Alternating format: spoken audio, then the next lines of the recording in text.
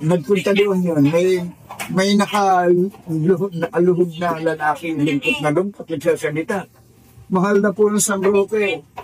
Oo. Bigyan niyo po ako ng, tulungan niyo po ako. Kailangan ko lang po ng 100 piso lang para maibili ko ng gamot yung ano ko. Baka po pag hindi nakainom ng gamot na yung maghapon na ito, baka po mapapagod siya. Para nyo ng awa, mahal po ng San Roque. Tulungan niyo po. Narinig yung pamangkin kong pulis. Ginawa, dumukot sa bulsa.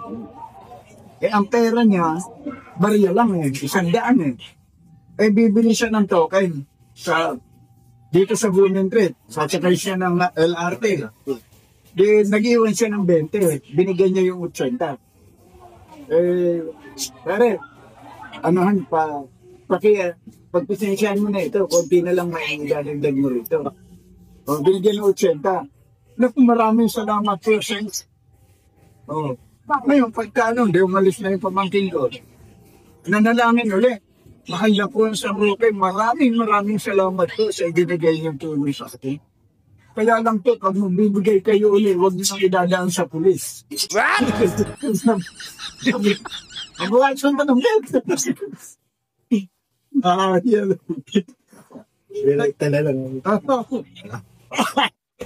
Ano ba ang bisyo mo? Iniinom ka ba? Hindi po, sigarilyo lang po ang bisyo ko. Naku, kahit hindi kita resitahan, mawawala yung ubo mo. Pigilan mo sigarilyo. Doktor naman. Yun lang ang bisyo ko, pipigilan mo pa. Baka mayroong ibang paraan. May ibang paraan. Kung ayaw mong pigilan ng sigarilyo, pigilan mo yung ubo mo. Hirap naman nun. Ayaw pa pigil sa sigarilyo. Ambag-ambagan pa nun. Yung jacket, itinahi ko na siya yung jacket. At saka guantes. At saka pantalon. O ano ang problema mo? Motor na lang ho, wala akong hinggan. Wala pa kaming motor. Bakit siya ngayon ka? Wala akong motor. Ang gusto ko yung naidadaan sa school. Big whip po. Mga 400cc. Ay, kumusta nga pala kaya vice mayor. After this na yan, naglalakad lang lahat ng riders. Paglalangan ko lang, parang kubuli. Motor na lang. 50 lang na yun. Hindi na. Nakakailang siya talaga sa ulo siya. Isang beses 28 pa lang sinisingil na ako. Nagwawala ako, tarantado ko ako. Di ba ako katapusan ng usapan na? Nagwawala ako. Ikalay February.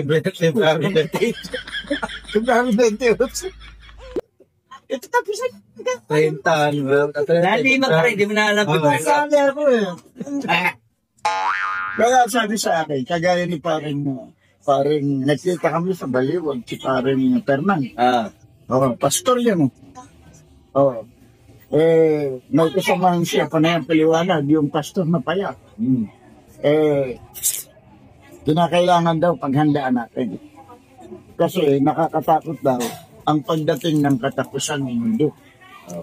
Ang katapusan ng mundo ay lubhang nakakatakot sapagkat iyay parang magnanakaw na bigla na lang darating. Magsusi na kayo kung meron kayong kasalanan, magpatawad na kayo kung meron nagkasala sa inyo sapagkat malapit na ang katapusan ng mundo. Saka paulit-ulit na gano'n, nakakatakot daw ang katapusan ng hindi. Sabi ko, ano ang problema? Pag natapos ang mundo, tapos. May utang ka sa akin. Tapos ang mundo. Which? May utang ako sa iyo. Natapos ang mundo. Which? Anong problema? Ang nakakatakot ka ako paro, pastor. Dumating ang katapusan ng buwan. Babayad ko sa kuryente. Mabayad ka sa tubig. Magbabayad ko sa pwesto. Magbabayad ka rin sa may patubuan pa yung Bombay. Yan ang nakakatakot. Yung katapusan ng mundo, isaulat. Mag-agos ang mundo. Wala na. Pero yung katapusan ng buwan, 28 pa nga lang, nagmumura na. Tantaka, kung malapit ka. Niyabangan ako ng doktor. Nag-190 over 100 ng dugo ko. Yan ako pupunta sa service. Hindi na. Yan na lang at Pero ito, sabi naman ang doktor, kung pwede ka namang mag-harap. Pero huwag sagad. Oo, hindi. Sabihin eka nga, doon naman sa harapan Sa natin. kwentuhan lang. Miski kailan kita magharap, miski kailan tayo magkita-kita. Yun lang tamang kuwan lang, hindi naman nga sagad-sagad. Yung para Nasa atin yung kuwan. Sarili may baso mo, sarili kay baso ko. Hindi malasing ka. Hindi ikaw sa'yo na may problema. Ganun lang kuwan. Hindi na napakalaking bagay yung kaysa naman magharap tayo na malinis sa mesa. Alaman lang ka kuwang-kuwa. tama. Kaya napakalaking bagay yung Maninibago yung mga viewer. Oo. Tubig ang hinihingi. Para ito. Ano kaya yung kuha ni Tate Eric ngayon? Yung, Para ito takmasita. Loko nyo lang yung kami, no? para ikaw suna. Nalaman lang nakalangay sa mga.